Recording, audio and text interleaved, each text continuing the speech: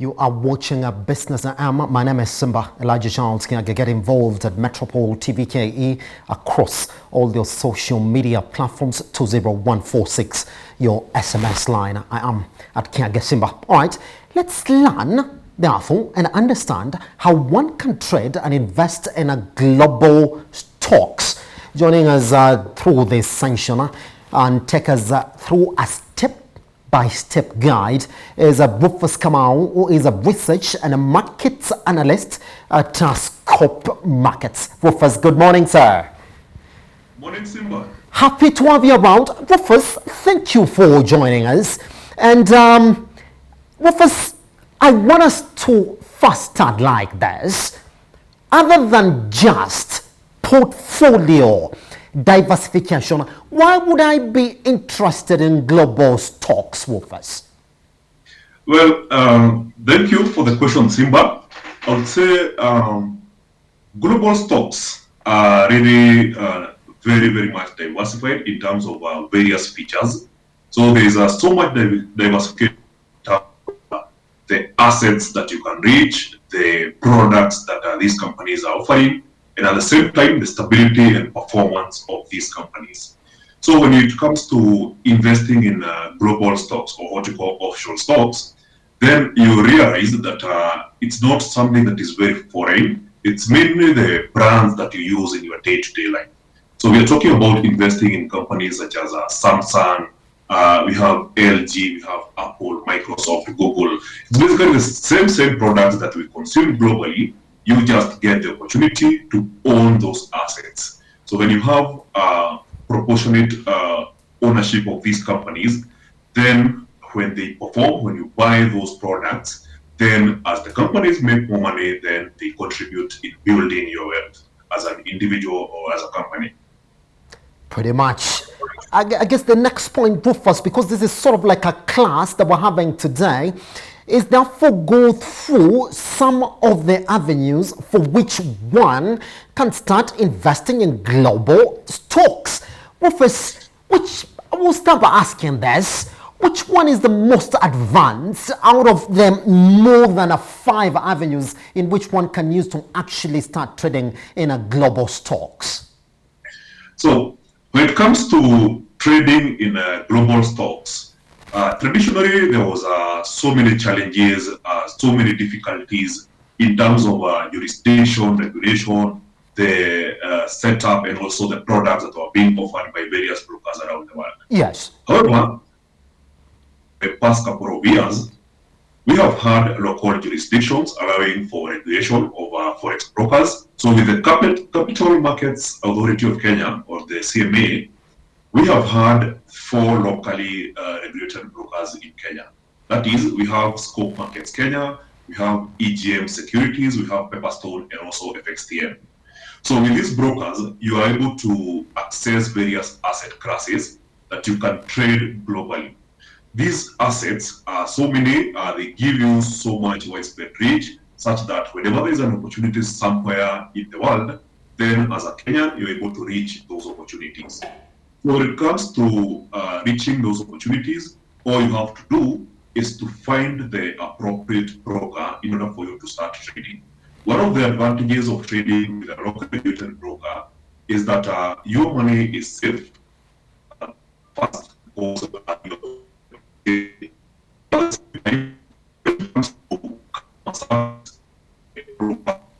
locally, meaning that you can reach them directly by phone, you can visit their offices, and so on. For instance, if you look at all the 4 brokers, they have local offices. The person serving you are people you can actually see, you can interact with. There are people that you can actually talk even in your mother tongue, and they'll be able to respond to you. So besides this, there's also the education platforms that are provided by these brokers.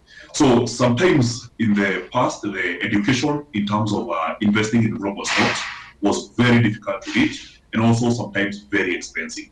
Some of the institutions that are offering this education will charge you somewhere between 100,000 Kenya shillings up to 300,000 Kenya shillings. So it was very difficult to reach this education. However, over the past couple of years, we have seen some very good advancements you can actually get free education right now from a locally regulated broker. So the broker will basically introduce you to the global financial markets. They will teach you about their trading platform. They will go deeper and teach you about charting techniques. They will show you how to interpret the fundamental news that affects the stocks that you're trading. At the same time, they teach you about risk management, market psychology, and at the same time, they will offer you mentorship. So with mentorship, they'll basically be breaking down the new information that is happening in the market into actionable intel that you can actually analyze, break down, and say, I'm going to go for this stock because there is this and that reason and this and that potential. And you get to make an informed decision because the broker is offering you weekly support all the way. Pretty much. All right, Rufus, let's address then that person who's going to walk into probably scope markets today and tell you, well, I want to start investing in global stocks. You mentioned quite a few. You've touched on ETFs. I would like to go through a couple at this morning. So you can actually now start saying, well, if you are an individual investor who's therefore focused on global markets and stocks, this is where you need to start from. Which is your go-to? And I would like to mention, if you look at foreign direct investments and ETFs and global mutual funds, and which ones would you tell somebody to get into instantly for, I would say, an individual investor, Rufus? Okay, so I'd like to start by mentioning that there is so many asset classes that I can classify into several groups. So one, there's stocks. These are shares of companies trading in various stock exchanges. And as Scope Markets, we provide stocks from various stock exchanges in Europe and also in the US. So you can be able to access shares of companies trading in the NASDAQ, shares of companies trading in the New York Stock Exchange, the London Stock Exchange. When you go to Europe, you'll meet the Frankfurt Stock Exchange. There's exchanges from Spain, Netherlands, and you can always reach these companies, as long as their markets are open. So besides these, there's more advanced asset classes, such as what we call the ETFs, or the exchange traded funds. So for the ETFs, it's basically a basket of shares combined together into one asset that you can trade. Yes. So rather than trading an asset such as S&P 500, basically trading 500 shares combined together, you can basically trade one share that combines 500 companies into one basket. So when the index is performing very well, then you also get to benefit when the 500 companies do well. So besides this, we have access to what we call Forex, or currency pairs, where you can basically speculate on the movement of the exchange rates of various currencies. For instance, one of the most traded currency pairs in the world is the euro traded against the US dollar. So once you learn how to speculate on these currency pairs, when one currency is gaining against the other, then you can basically benefit from that by investing in such a position. Besides trading in Forex, there's also what we call commodities. So global commodities are widespread. We have agricultural commodities, such as corn and sugar. Then we have mineral commodities, which are grouped into two. We have what we call the energies. And under energies, you can be able to trade in the oil markets, which are very popular in the global financial markets. For instance, if you look at the oil prices last year, around April 2020, they were very low. They were trading at around $7 or $8 per barrel in the international markets. And I'm talking about Brent oil. You look at the West Texas Intermediate, or US oil, and those prices were really low. But since then, the price of oil has grown from a low of $8, and now we are looking at $67, $68, meaning that some traders have made 8-10 times over in their investments. So there are really good opportunities that you can go for, especially when you learn and understand the assets that you are trading. So besides trading in the energies, there is also another set of commodities that is referred to as metals. Currently, we are offering access to gold and silver, meaning that you can be able to speculate on the price of gold in the international markets as well as the price of silver. So for instance, if you look at the price of gold right now, it has been varying, it has been going up for the past 7 weeks, meaning that if you have done your analysis, made some very good market entries about 1-2 months ago, then you'll be running the profits right now. So as stock markets, what we provide you is the education first. And once you understand this platform, you understand how to analyze this information, then you can absolutely go for it and start building a portfolio. So one of the advantages of trading in these assets is that the profits can be really big compared to when you are limited to just trading locally. I'm not saying that the local financial markets are bad. I'm only saying that the international ones give you a little bit more opportunity. An example or case in point, if you look at the best performing companies in the US in the last 1 year, that is 2020, they actually made 6 to 7 times over. If you look at Tesla shares, they made over 700% in 1 year. If you compare that with the local stock market, you'll see that the best performing company was up around 46%. So the margins can really vary, especially when you are comparing with the global stocks. One of the main reasons is because the performance of these companies and their reach is much bigger. If you're trading a company such as NVIDIA, it's a product that we are basically using all over the world. If you look at Zoom Telecommunications, it's one app that has become really popular, and it has created so much value that when you go for such a stock, then you realize the performance is good. Rufus, is the advantage going to be the disadvantage? Because someone would say it's easier to understand local geopolitics and currency risk as opposed to trying to understand it on a larger scope if you're really trying to diversify your portfolio. Actually, I would say it works the other way around. Yes. So when you look at the global stock markets, the access to information has really become decentralized. Yes. In the past, when I started trading about 8-9 years ago, there was so much difficulty in reaching information. But right now, when it comes to release of information in the NASDAQ, New York Stock Exchange, it's very quick, fast, and digitalized, meaning that anyone, anywhere in the world can access this information at the same time. So when a company such as, let's say, Netflix is releasing their earnings reports, it doesn't matter where you are, as long as you have an internet connection, you get the same information at the same exact time as everyone else, regardless of your location.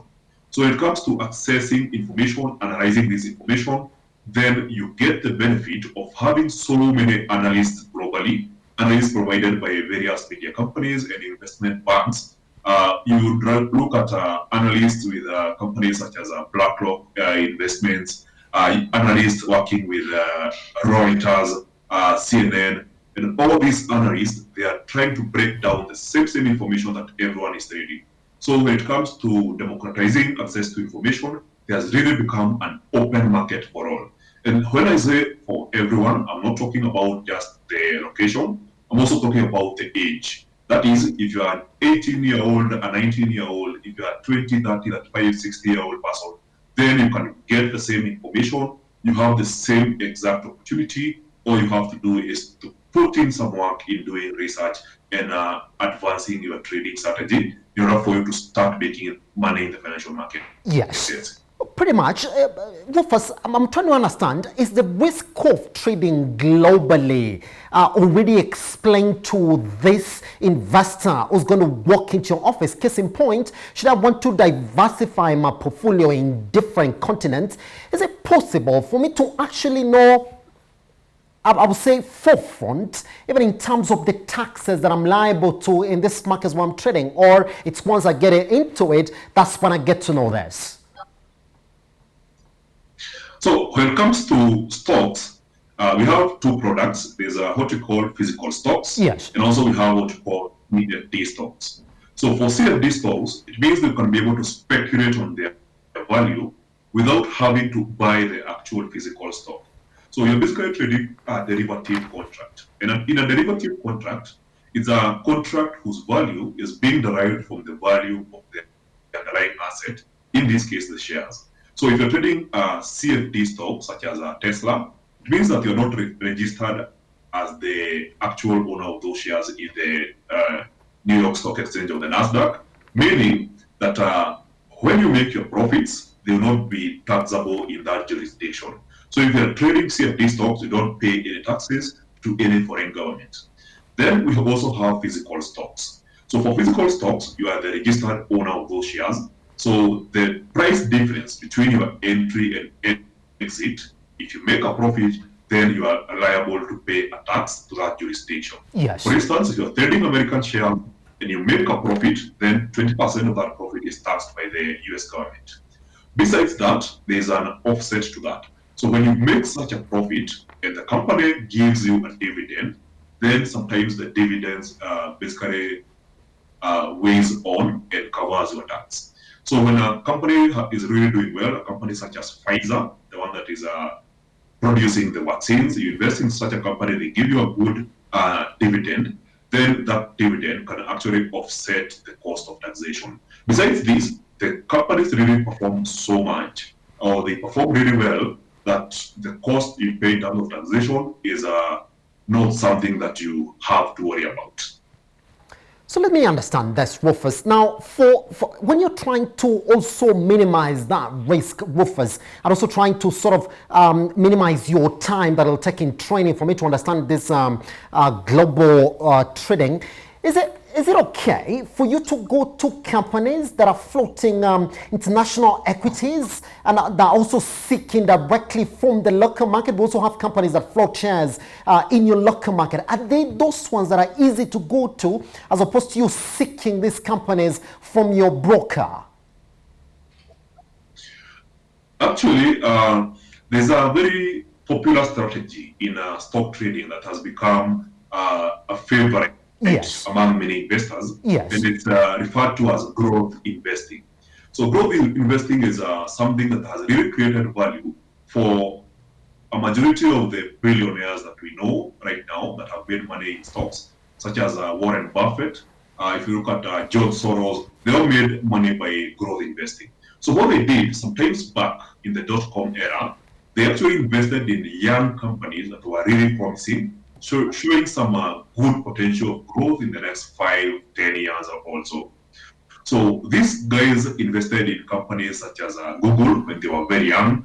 They invested in companies such as Amazon, Netflix, Facebook when they were very young, and then over 5-10 years period, they made some good fortunes with which actually turned them into billionaires.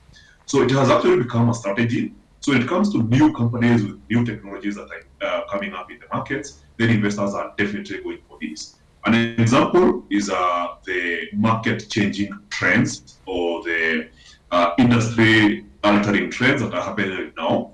We have seen people, rather than investing in actual hotels that are very established, they have been going for the Airbnbs. Yes. So now that Airbnb is listed in the US, you can actually buy those shares. The company is still very young, and if it performs well in the next 5-10 years, then you can really gather a fortune from that. Besides these, there is other examples of market-changing trends. We have seen the electric vehicles with Tesla and NIO and Xpeng. At the same time, if you look at cloud computing, we have Amazon leading along the way. If you look at other sectors, such as the ride-hailing business, you can see there's a DoorDash company. We have the Uber and Lyft operating very well in Europe and the US, and they are really performing well. So by investing in these new companies, you're betting on their future potential growth. And if you're right, then you can really make some good returns over the next couple of years. Pretty much. Rufas, let's therefore talk about it. Lastly, as we clear this conversation, I'm interested in global stocks and global trade. I want to diversify my portfolio. I've just got the information on how to buy local shares. Should I walk into Scope Markets today? How long is that training going to take me before I can say I'm fully equipped to start trading globally? So when it comes to trading in the stock markets, it's very easy, simple, and direct, especially if you have experience in trading. So the very first thing you need to do is to register for an account, which you can simply do online. So you basically visit the Scope Markets website. It's basically scopemarkets.co.ke. Click register, enter your details, submit, and then you take one more step that we call a KYC or know your customer. So for this, it's a regulatory requirement to make sure that people don't trade illegal funds, or people don't do what you call money laundering. So you have to go through a thorough process of KYC. in order for the company to know that you are actually you. They know where you live and your source of funds. So once you fill your KYC, you'll need to upload proof of identity, a document that shows who you are, and also you upload proof of residence, a document that shows where you live, and then you acknowledge the risks that you're taking in the markets, and also you provide some further details about yourself. Yes. So once our legal team goes through the details that you're providing, they see that your information is genuine, then they're going to send you an email telling you that your account is now verified. You can absolutely go for it. So besides that, assuming that you are a beginner, we provide you with education on how to use the trading platform. We provide you with introduction, charting techniques, and this is on daily webinars that run from Monday to Friday. So on these webinars, we cover various topics. We give you content about risk management. We give you content breaking down the various assets that you can trade, and also the information and how to interpret news that are happening in the markets, such as the earnings reports that are released by these companies every 3 months. So once you learn, you also get the opportunity to practice on a demo of what you call a practice account. So we'll give you a free account with $100,000. This is virtual money, it's not real money. However, you trade this money on the live actual markets. So you literally be able to buy shares from Tesla, you'll buy shares from Amazon, Microsoft, sell them, and then you see the profitability. You visualize the entire process. You learn the skills of how to make a market entry, a market exit, how to set a stop loss, limit your downside, how to capture your targets, and so on. So once you learn on this practice account, we provide you additional content that we do on live market analysis on each and every week. You learn how to actually do it like a pro. So besides doing this, we actually invite other global investors that are really doing well in the markets. You know, there are traders with 20, 30, 40 years experience trading in the markets. We invite them to present in live webinars. So these guys will tell you I've been trading this way. This is how I break down the information. This is how I've been able to make the last 3, 4, 5 million in my account. This is how I approach the markets. These are the mistakes I did. I don't want you to make this mistake. You can absolutely go for it. So as a young Kenyan investor, you get the opportunity to learn from the best. You get to learn the best strategies free of charge. And once you feel comfortable, up on your own will, you decide that now I'm going to build a portfolio. So building a portfolio is very simple. It's as easy as ABCD. You begin by, first of all, getting out of debt. If you have debt, you really have to service that before you start investing, because debt takes a toll on you. If you are paying monthly interest to this and that bank or microfinance, then that can really take a big toll of you. So once you get out of debt and you start investing, there's a very good limit. You can actually start investing with $100 right now. This is about 10,000 Kenya shillings. Yes. We know that the rate has changed to about 107, so it will have some several hundreds on top.